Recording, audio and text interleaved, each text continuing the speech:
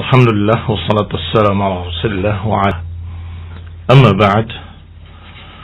Para pendengar sekalian yang saya hormati, kita kemarin sudah bahas muqaddimah dari Imam An-Nawawi rahimahullah, yaitu pada intinya beliau menyatakan bahwa kehidupan di dunia ini sementara dan Allah Subhanahu wa taala sudah menyebutkan hikmah dari penciptaan manusia dan jin, yaitu dalam ayat wa ma khalaqtul jinna wal insa illa liya'budun. Tidaklah aku menciptakan jin dan manusia kecuali agar mereka beribadah kepadaku.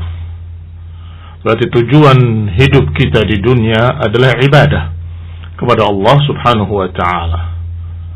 Adapun usaha-usaha mencari maisha, usaha mencari maisha, berdagang, bekerja, itu semua hanya untuk menunjang kehidupan. Tetapi kehidupannya untuk beribadah kepada Allah Subhanahu wa ta'ala.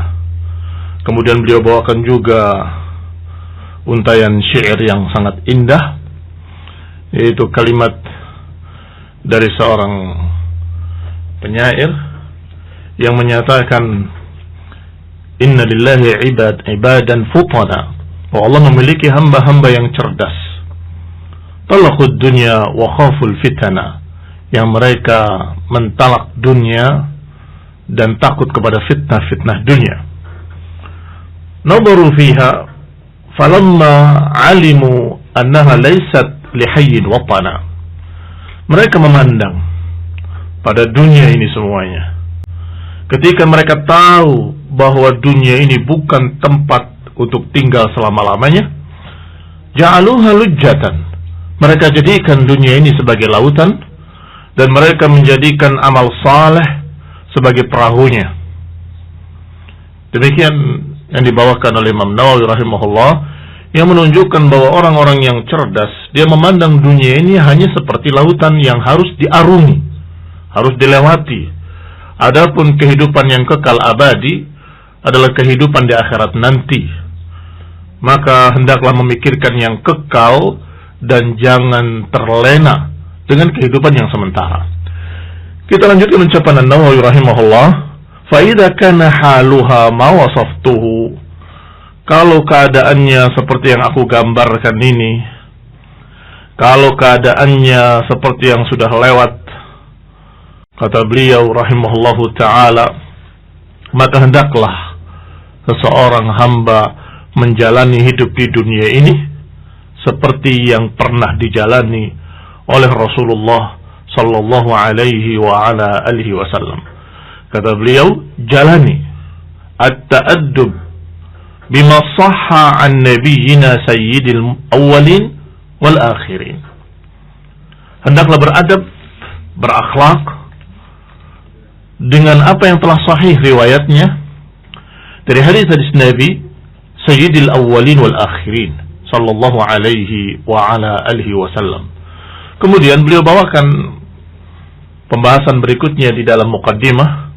Kata beliau, dan Allah sudah berfirman, wa ta'awanu 'alal birri wat taqwa, hendaklah kalian saling bantu-membantu dalam kebaikan dan ketakwaan. Surat Al-Maidah ayat 2. Waqad sahha 'an Rasulillah, dan telah sahih pula dari Rasulullah sallallahu alaihi wasallam hadis, wallahu fi 'aunil 'abdi ma kana al-'abdu fi 'auni akhihi, Allah akan selalu menolong hambanya selama hamba itu menolong saudaranya. Juga hadis yang sahih dari ucapan Rasulullah sallallahu alaihi wasallam, man dalla 'ala khairin falahu mithlu ajri fa'ilihi, siapa yang menunjukkan ke jalan kebaikan, maka dia mendapatkan pahala seperti pahala pelakunya. Dan juga hadis Nabi SAW, man da'a ila huda kana lahu minal ajri mislu ujuri man tabi'ahu la yanqusu dhalika min ujurihim syai'a, siapa yang mengajak kepada petunjuk, kepada jalan yang lurus, maka dia akan mendapatkan pahala seperti pahala mereka yang mengikutinya, tidak berkurang sedikit pun dari pahala mereka. Artinya siapa yang mengajak, menunjukkan ke jalan yang lurus, maka dia mendapatkan pahala seperti pahala orang-orang yang mengikutinya semuanya, sedangkan orang yang mengikutinya tidak dikurangi pahalanya. Hadis-hadis yang sahih yang dibawakan oleh An-Nawawi rahimahullah, yang pertama dan kedua riwayat Muslim, dan yang ketiga disebutkan dalam hadis Bukhari rahimahumullahu ajma'in. Mengapa beliau membawakan ayat dan hadis-hadis ini? Ayat wa ta'awanu 'alal birri wat taqwa, ayat yang menyuruh kita untuk membantu dalam kebaikan dan ketakwaan. Kemudian membawakan hadis tentang menolong saudaranya. Allah akan selalu menolong hambanya selama hamba itu menolong saudaranya. Hadis tentang siapa yang menunjukkan pada kebaikan akan mendapatkan pahala seperti orang yang mengerjakan kebaikan tersebut. Siapa yang mengajak berdakwah kepada kebaikan, dia juga akan mendapatkan pahala orang yang mengikutinya, dan seterusnya. Karena beliau rahimahullahu ta'ala ingin membantu. Siapa yang ingin berjalan di jalan kebaikan ini, siapa yang ingin menghidupi dunia ini dengan ibadah kepada Allah, maka jalani jalan sunnah Rasul. Jalani jalan Rasulullah SAW, jalan sunnahnya, bimbingannya, akhlaknya, kita ikuti. Nah, beliau ingin membantu. Kata beliau, dan aku ingin membantu. Fara'aitu anna ajma'a mukhtasaran minal ahadits sahihah. Maka aku melihat, aku memandang perlunya aku kumpulkan hadis-hadis khusus untuk membimbing umat ini agar berjalan di dunia dengan adab Rasul, dengan akhlak Rasul, dengan perangai Rasul, dengan benar-benar jalan yang ditelusuri oleh Rasulullah sallallahu alaihi wa ala alihi wasallam. Terakhir beliau bawakan juga annahu qala li Ali, bahwa Nabi pernah berkata kepada Ali bin Abi Thalib radhiyallahu taala anhu, "Wa wallahi la an yahdi Allahu bika rajulan wahidan khairun laka min humrin na'am." Sungguh demi Allah, jika engkau atau jika seseorang masuk Islam karena sebab engkau, maka niscaya engkau akan mendapatkan pahala yang sangat besar seperti atau lebih dari unta merah. Saya ulangi, fa wallahi la an yahdi Allahu bika rajulan wahidan khairun laka min humrin na'am. Sungguh demi Allah, jika Allah memberikan hidayah pada seseorang karena sebab kamu, maka sungguh itu lebih baik daripada unta merah. Sedangkan unta merah di zaman itu, di zaman Rasulullah SAW, dalam keadaan merupakan harta benda yang paling mahal, paling dicari oleh mereka, mewah, dan tidak ada di atasnya. Maka kalau engkau menyebabkan seseorang dapat hidayah, engkau mendapatkan kebaikan pahala yang lebih dari unta merah. Maka kata Imam Nawawi rahimahullah dalam muqaddimahnya, aku berusaha untuk mengumpulkan mukhtasaran secara ringkas hadis-hadis yang sahih, mustamilan ala ma yakunu tariqan li sahibihi, yang terkandung di dalamnya apa-apa yang menunjukkan jalan bagi pembacanya untuk menuju akhirat. Wa muhassilan li adabihi al-batinah wal-zahirah, dan juga hadis-hadis yang mengandung adab-adab Rasul alaihi salatu wassalam yang lahir dan batin. Jami'an litarghib wa tarhib, yang mengumpulkan targhib wa tarhib. Targhib itu pemberi semangat, tarhib menakut-nakuti dari adab. Artinya jami'an litarghib wa tarhib, bahwa aku akan kumpulkan hadis-hadis dalam kitabku ini untuk membantu mereka-mereka yang ingin menjalani jalan Rasul, yang terkandung di dalamnya at-targhib, dorongan agar kita beramal saleh, dan tarhib, yaitu menakut-nakuti hati kita agar kita nggak berani berbuat dosa. Wasairi anwa'i adabis salihin, dan juga semua bermacam-macam adab-adab salikin, orang-orang yang ingin menjalani jalan yang lurus ini.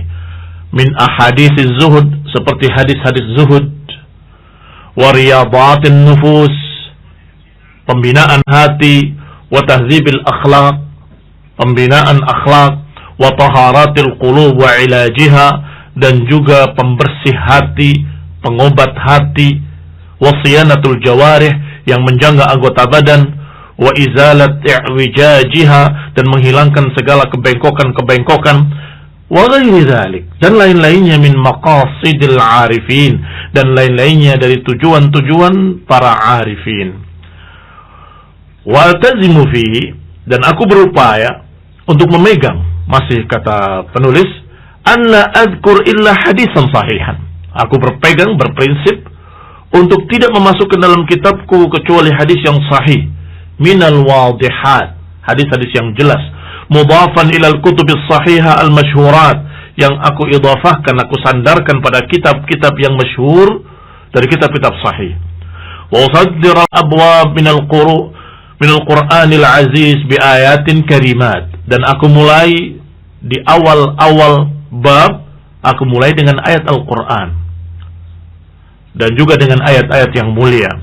Wa washiha ma yahtaju ila dhabti aw syarhi ma'nan khafiya binafais minan tanbihat, dan juga aku lengkapi pula apa yang dibutuhkan seperti penjelasan makna atau syarah, atau syarah itu artinya penjelasan juga, dan berbagai macam ta'liq, komentar-komentar, peringatan-peringatan untuk menjelaskan apa yang aku bawakan.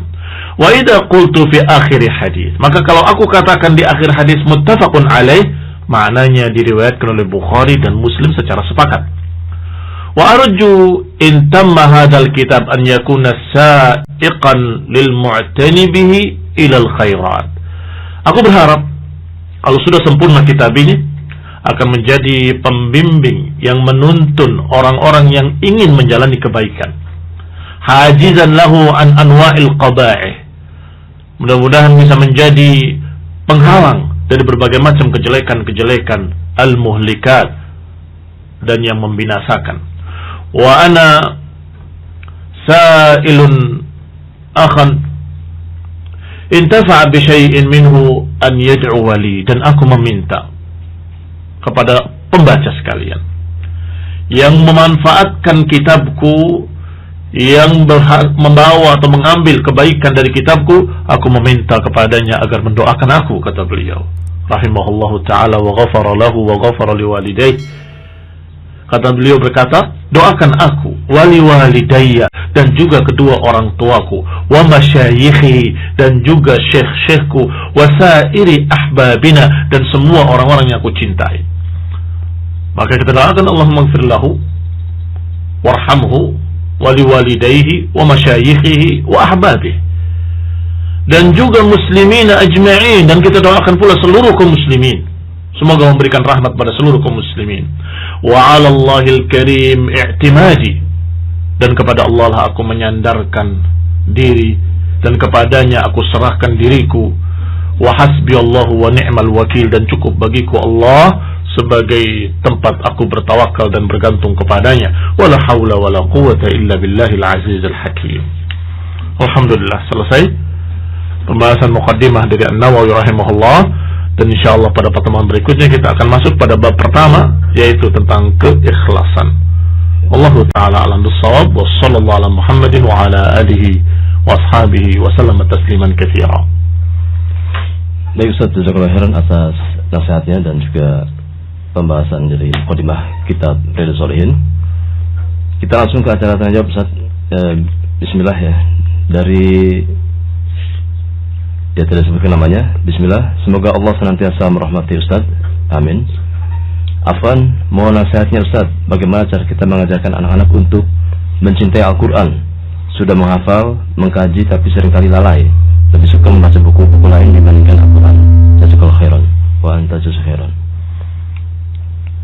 Silakan Ustaz. Ya.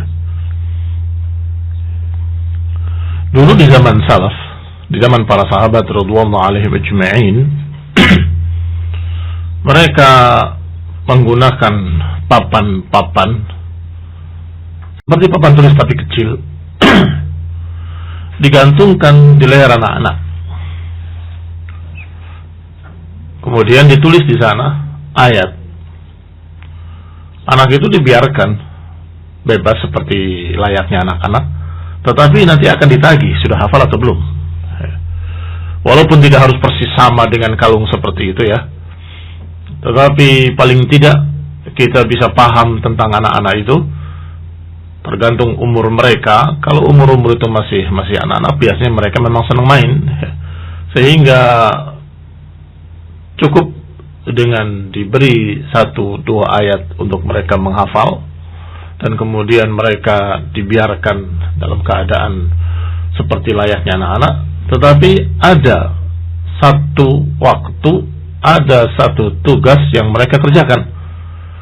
Tidak mengapa untuk memberikan targhib, iming-iming sesuatu. Kalau engkau hafal engkau akan diberikan ini, kalau engkau hafal engkau akan diberikan hadiah ini dan itu. Tidak mengapa untuk demikian sebagai penyemangat anak-anak. Wallahu ta'ala a'lam. Baik Ustaz, berikutnya dari Abu Jafid. Bismillah. Assalamualaikum Ustaz. Waalaikumsalam. Sehat ya Ustaz? Alhamdulillah, sehat walafiat. Ana ada sedikit pertanyaan. Bagaimanakah jika ada yang mengatakan hidup ini harus seimbang antara dunia dan akhirat? Apakah yang harus kita jawab agar menjadi nasihat yang hikmah? Terutama jika mengatakan itu adalah orang tua kita. Jazakumullah khairan wa antum jazakumullah khairan. Nah, tentunya satu kesalahan besar kalau dikatakan seimbang antara dunia dan akhirat. Karena kehidupan kita di dunia semuanya untuk akhirat. Tetapi jangan lupakan dunia. Demikian bahasa yang ada dalam Al-Quran ketika Allah Subhanahu wa taala menyatakan wabtaghi fima ataqallahu ad-daral akhirah wa la tansa nasibaka minad dunya. Kata Allah, carilah dengan semua apa yang kau punyai, dengan semua apa yang Allah berikan pada kamu dari fasilitas di dunia ini, carilah akhirat. Wa la tansa nasibaka minad dunya, dan jangan lupakan bagianmu di dunia. Apa maknanya? Maknanya keutamaan atau yang paling utama dan pertama adalah cari akhirat. Tapi dunia jangan dilupakan. Tentunya manusia butuh makan, butuh minum, butuh pakaian, itu jangan dilupakan. Tetapi ingat tujuan utamanya adalah akhirat. Sehingga bukan seimbang. Tetapi yang namanya dunia itu hanya sekedarnya agar kita bisa hidup, bisa sehat, bisa begitulah ya. Sebagaimana seumumnya manusia hidup pasti butuh fasilitas-fasilitas kehidupan sekedarnya. Wallahu ta'ala a'lam. Jazakallahu khair. Berikutnya dari hamba Allah, minta nasihatnya tentang seseorang ya yang berbuat dosa, namun dia kerap kali terkalahkan oleh syahwat. Dia khawatir ilmunya akan hilang. Apakah taubat bisa memperbaiki dampak dosa atau jeleknya pemahaman dan hafalan seseorang? Semoga Allah menjaga ustaz kami. Amin. Silakan Ustaz. Iya.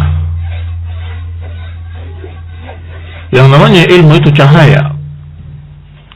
Kalau cahaya Allah Subhanahu wa taala kemudian nasallahu salam al-afiyah, orang itu mencampurinya dengan dosa-dosa, maka tentunya akan tertutup dengan noda-noda hitam dan akan semakin gelap. Tergantung seberapa besarnya dosa dan seberapa banyaknya dosa, akan redup ilmu tersebut, akan redup cahaya tersebut. Nasallahu salam al-afiyah. Sehingga seorang talibul ilm, seorang santri pencari ilmu, hendaklah berupaya untuk menjauh dari dosa-dosa dan berupaya untuk beristighfar, meminta ampun pada Allah atas dosa-dosa yang telah dilakukannya. Mudah-mudahan akan terhapus titik-titik hitam tadi dan akan semakin cerah, akan semakin bercahaya ilmunya. Sehingga kalau pertanyaannya apakah bisa memperbaiki dampak dosa jeleknya dengan istighfar, dengan taubat? Nah, bisa. Kalau dia bertaubat, mudah-mudahan ilmunya akan bercahaya kembali. Sehingga hendaklah dia terus talabul ilmi, dan hendaklah dia terus berupaya untuk memperbaiki dirinya, membersihkannya dari dosa-dosa, dan kemudian minta ampun pada apa yang sudah lewat. Wallahu ta'ala a'lam bis-shawab.